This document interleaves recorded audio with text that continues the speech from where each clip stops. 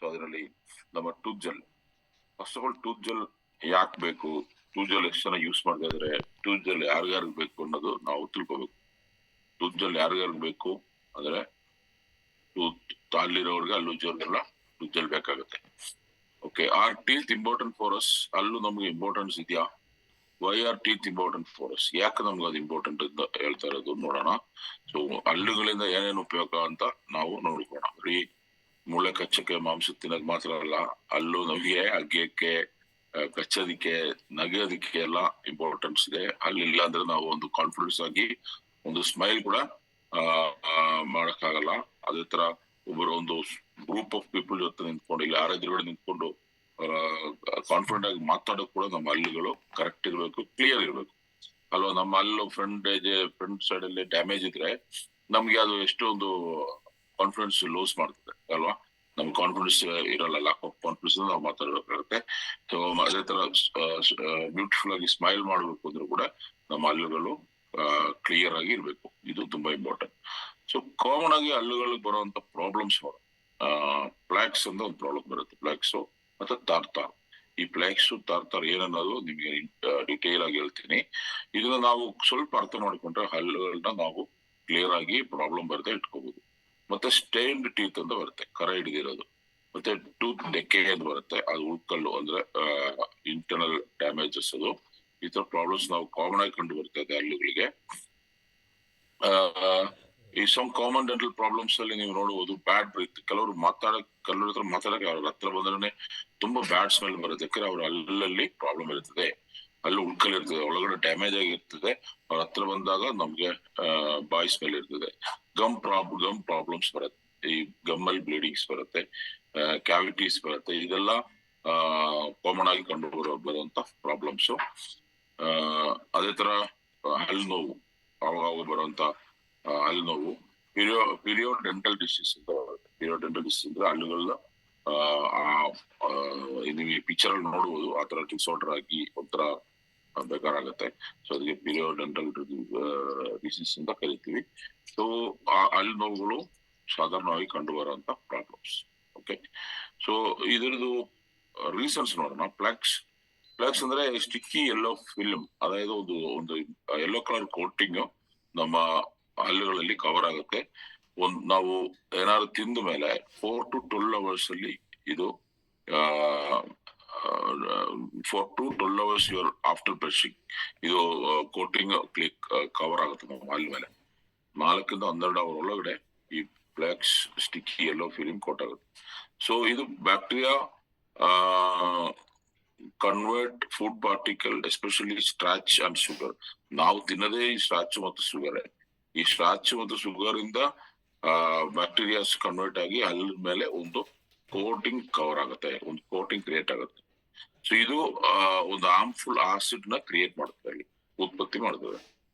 This acids attack and dissolve enamels ನ damage ಮಾಡಿದ ಹಲ್ಲುಗಳನ್ನ ಸುರಕ್ಷಿತವಾಗಿ ಕವರ್ ಮಾಡ್ಕೊಂಡಿರುವಂತ ಇನಾಮಲ್ಸ್ ಅಂತ ಒಂದು ಪಾರ್ಟಿಕಲ್ ಇದೆ, ಅದನ್ನ ಡ್ಯಾಮೇಜ್ ಮಾಡ್ತದೆ ಈ ಆಸಿಡ್. ಒಂದು 24 ಗಂಟೆಗಳ ಒಳಗಡೆ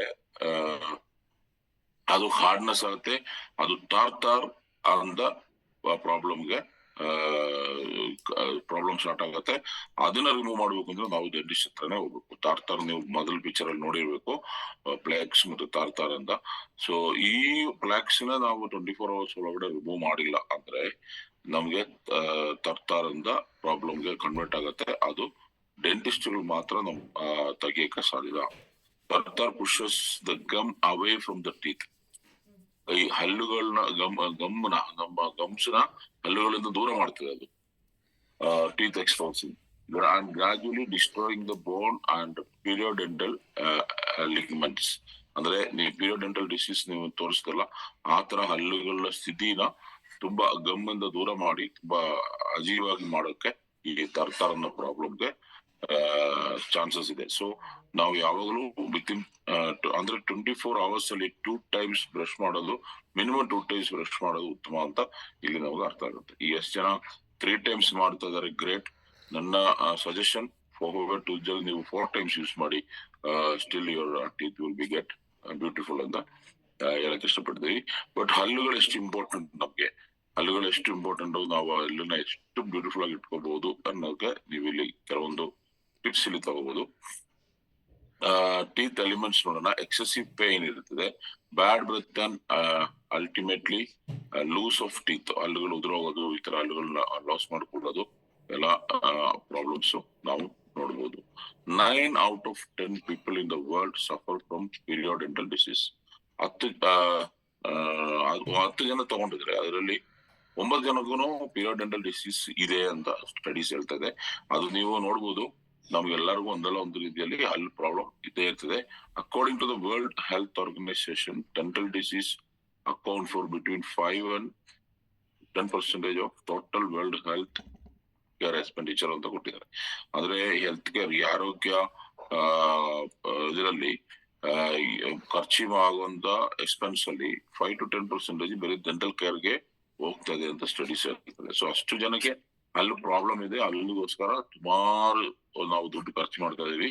ನಿಮಗೆಲ್ಲ ಗೊತ್ತಿದೆ, ಇವತ್ತು ಮೊದಲೆಲ್ಲ ಡೆಂಟಿಸ್ಟ್ಗಳು ತುಂಬಾ ವಿರಳವಾಗಿತ್ತು, ಇವತ್ತು ಸುಲಭವಾಗಿ ಕಾಣಿಸ್ತದೆ. ಎಲ್ಲಿ ನೋಡಿದ್ರು ಡೆಂಟಿಸ್ಟ್ಗಳು, BDS ಸ್ಟೂಡೆಂಟ್ಸ್ಗಳು, BDS ಕೋರ್ಸಸ್ ಜಾಸ್ತಿ ಆಗಿದೆ, BDS ಸ್ಟೂಡೆಂಟ್ಸ್, BDS ಪಾಸ್ ಮಾಡಿ ಆಚೆ ಬರುವಂತ ಡಾಕ್ಟರ್ಸ್ ಜಾಸ್ತಿ ಇದೆ, ಬಿಕಾಸ್ ಹಲ್ಲು ಪ್ರಾಬ್ಲಮ್ ಜಾಸ್ತಿ ಆಗಿದೆ.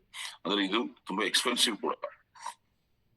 You are not healthy without a good oral health. ನಿಮ್ಮ ಆರಲ್ ಹೆಲ್ತ್ ಸರಿ ಇಲ್ಲ ಅಂದ್ರೆ ನೀವು ಹೆಲ್ತಿ ಅಂತ ಹೇಳಕ್ಕೂ ಸಾಧ್ಯವೇ ಇಲ್ಲ. ನಿಮ್ಗೆ ಬ್ಯಾಡ್ ಬ್ರೆತ್, ಬ್ಯಾಡ್ ಹಲ್ಲು, ಬ್ಯಾಡ್ ಗಮ್ ಇದ್ರೆ ಯು ಆರ್ ಟೋಟಲಿ ಅಬ್ನಾರ್ಮಲ್. ನಿಮ್ಮ ಹೆಲ್ತ್ ಸರಿ ಇಲ್ಲ ಅಂದ್ರೆ ಹೇಳ್ಕೋಬೇಕಾಗುತ್ತೆ. ಓಕೆ, ಹೆಲ್ತಿ ಟೀತ್ ಅಂದ್ರೆ ಈ ತರ ಇರ್ತದೆ, ಡೀಸೆಂಟ್ ಆಗಿ, ನೀಟ್ ಆಗಿ, ಅದೆಷ್ಟು ಕ್ರಮಕ್ಕೆ ಜೋಡಿಸಿದಂಗೆ ಕರೆಕ್ಟ್ ಆಗಿರ್ತದೆ. What is a good oral hygiene ನೋಡೋಣ. ನೀವು daily practice of brushing and flossing teeth to keep mouth healthy and prevent tooth decay and gum diseases. ನೀವು ನಾನು ಆಗ್ಲೇ ಹೇಳಿದೆ, 24 hours ಅಲ್ಲಿ 2 times ಆದ್ರೂ ನೀವು ಬ್ರಷ್ ಮಾಡಿ ಹಲ್ಲುಗಳನ್ನು, ಬಾಯಿನ ಕ್ಲೀನ್ ಮಾಡಿ ಇಟ್ಕೊಂಡ್ರೆ ನೀವು ಈ ಪ್ರಾಬ್ಲಮ್ಸ್ ಇಂದ ದೂರ ಇರ್ಬೋದು. Removal of plaques, removal of residual food particle. ಊಟ ಮಾಡಿದ್ಮೇಲೆ ನಾವು ಬಾಯಿ ಕ್ಲೀನ್ ಮಾಡಬೇಕು, ಹಲ್ಲುಗಳ ಗ್ಯಾಪ್ ಕ್ಲೀನ್ ಮಾಡಬೇಕು, ಇಲ್ಲಾಂದ್ರೆ ಈ ಫುಡ್ ಪಾರ್ಟಿಕಲ್ ಅಲ್ಲಿ ಉಳ್ಕೊಂಡು ಅದು ಅಲ್ಲಿನ ಡ್ಯಾಮೇಜ್ ಮಾಡ್ತದೆ. Cleaning and generally polishing the teeth surface. So ತುಂಬಾ ಸ್ಮೂತ್ ಆಗಿ, ತುಂಬಾ ಜೆಂಟಲ್ ಆಗಿ ಹಲ್ಲಿನ ನಾವು ಹ್ಯಾಂಡಲ್ ಮಾಡಬೇಕು. ಬ್ರಷ್ ಕೂಡ ನಾವು ತಗೊಳ್ಳೋದ್ರಲ್ಲಿ ನೋಡ್ಕೋಬೇಕು, ಸ್ಮೂತ್ ಬ್ರಷ್ ತಗೋಬೇಕು. ಬ್ರಷ್ ಮಾರ್ಕೆಟ್ ಅಲ್ಲಿ ಡಿಫ್ರೆಂಟ್ ಟೈಪ್ ಸಿಗುತ್ತೆ, ರಫ್, ಸ್ಮೂತ್, ಮೀಡಿಯಂ ಮಾತ್ರ. ಅದರಲ್ಲಿ ನೀವು ಸ್ಮೂತ್ ಬ್ರಷ್ ತಗೊಂಡ್ರೆ ಬೆಟರ್. ನಮ್ಮ ಹಲ್ಲುಗಳನ್ನ ಸ್ಮೂತ್ ಆಗಿ ನಾವು ಹ್ಯಾಂಡಲ್ ಮಾಡಬೇಕು.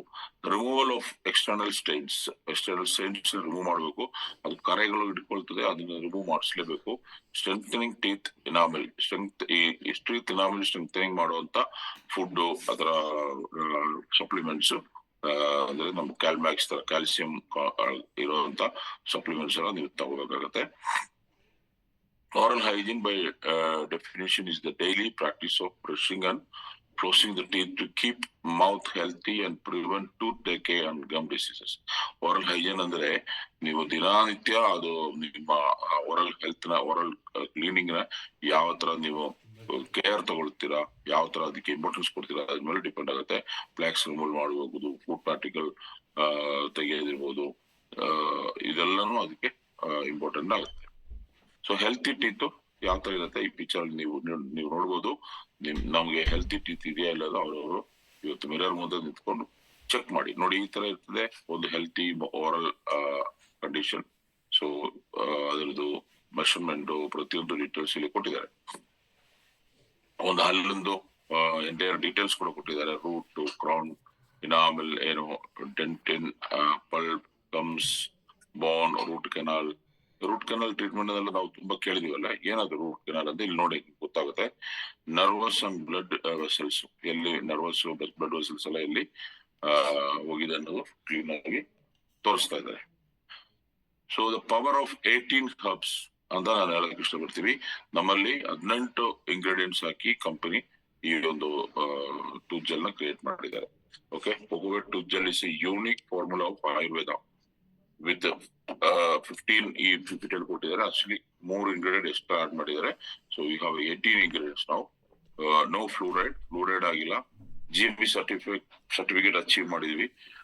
100% ವೆಜ್ ಇದೆ, ರೀಸೈಕಲ್ ಮಾಡಬಹುದು. ನಮ್ಮ ಪ್ಯಾಕಿಂಗ್ ಕವರ್ ಇರ್ಬೋದು, ಟ್ಯೂಬ್ ಇರ್ಬೋದು, ಯಾವ್ದು ಪ್ಲಾಸ್ಟಿಕ್ ಇಲ್ಲ, 100% ವೆಜ್ ಇದೆ. Including packing material. So recycle ಆಗುವಂತ ಪ್ರಾಡಕ್ಟ್ ಯೂಸ್ ಮಾಡಿದ್ದಾರೆ. GMP ಸರ್ಟಿಫಿಕೇಟ್ ಇದೆ.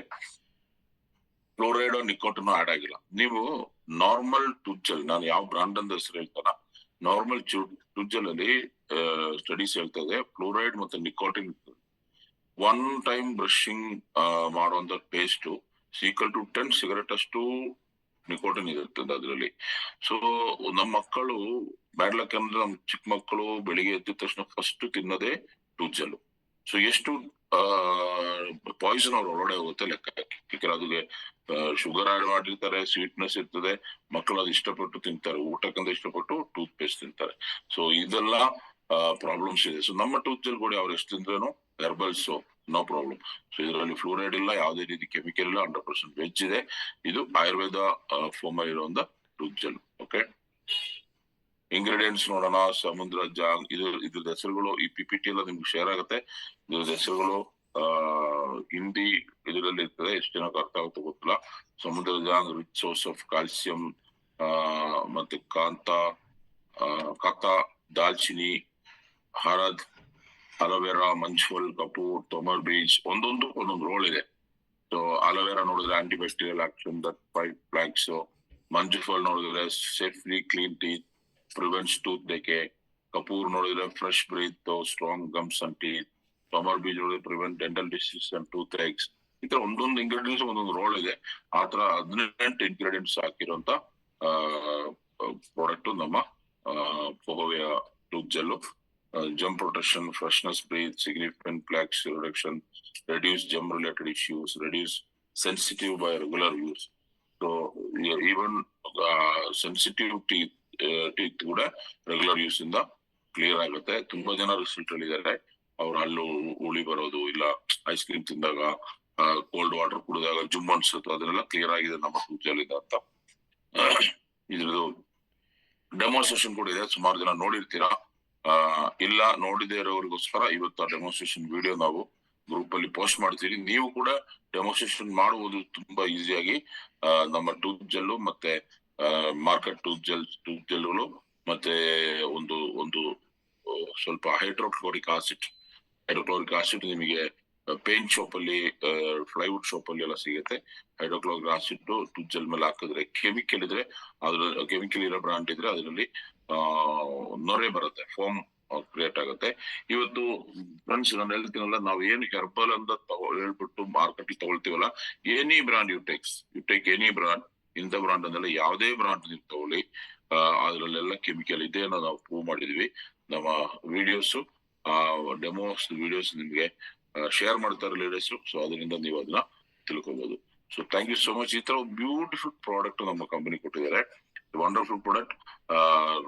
ಒಂದು ಯಾವುದೇ ರೀತಿಯಲ್ಲೂ ಕೆಮಿಕಲ್ ಇಲ್ಲದೆ ಇರುವಂತ ಒಂದು ಗುಡ್ ಮಾರ್ನಿಂಗ್ ಪ್ರಾಡಕ್ಟ್ ನಮ್ಮ ಟೂತ್ ಜೆಲ್. ಸೊ ಯಾರು ನಮ್ಮ ಟೂತ್ ಜೆಲ್ ಯೂಸ್ ಮಾಡಕ್ಕೆ ಎಷ್ಟು ದಿವಸ ಎದುರ್ತಾ ಇದ್ದೀರಾ, ಇಲ್ಲ ಎಷ್ಟು ದಿವಸ ಅದಕ್ಕೆ ಹಿಂದೆ ಆಗ್ತಾ ಇದ್ದೀರಾ, ಅವರು ದಯವಿಟ್ಟು ಇವತ್ತಿಂದ ನಮ್ಮ ಟೂತ್ ಜೆಲ್ ಯೂಸ್ ಮಾಡಿ. ನೀವು ಯೂಸ್ ಮಾಡಿ ನೋಡಿದ್ರೆ ನಿಮ್ಗೆ ಗೊತ್ತಾಗುತ್ತೆ ನಮ್ಮ tooth gel power. Because our tooth gel is one of the best in the market ಅಂತ ಹೇಳ್ಬೋದು. ಆ ಮಾರ್ಕೆಟ್ ಅಲ್ಲಿ ಸಿಕ್ಕುವಂತ ದಿ ಬೆಸ್ಟ್ ಟೂತ್ ಜೆಲ್ ಹೋಗಬೇಕು ನಿಮಗೋಸ್ಕರ ತಯಾರಿಸಿದ್ದಾರೆ. ನೀವು ಇದೇ ಕ್ವಾಲಿಟಿ ಟೂತ್ ಜೆಲ್ ಬೇರೆ ತಗೋಬೇಕು ಅಂದ್ರೆ ಇಟ್ಸ್ ಆಲ್ಮೋಸ್ಟ್ 500-600 ರುಪೀಸ್ ಮೇಲೆ ರೇಟ್ ಇರುತ್ತೆ ಮಾರ್ಕೆಟ್ ಅಲ್ಲಿ. ಸೊ ಹಂಗೆ ನಮ್ಮ ಟೂತ್ ಜೆಲ್ ಅಫೋರ್ಡಬಲ್ ಪ್ರೈಸ್ ಅಲ್ಲಿ ಕೂಡ ಕಂಪನಿ ನಮಗೆ ಕೊಡ್ತಾ ಇದ್ದಾರೆ. ಸೊ ನೆಕ್ಸ್ಟ್ ಒಂದು ಟೂತ್ ಜೆಲ್ ಬಗ್ಗೆ ನಿಮ್ಗೆ ಕ್ಲಾರಿಟಿ ಸಿಕ್ತು. ಸೊ ನೆಕ್ಸ್ಟ್ ನೋಡೋಣ ಈ ತಿಂಗಳ ಆಫರ್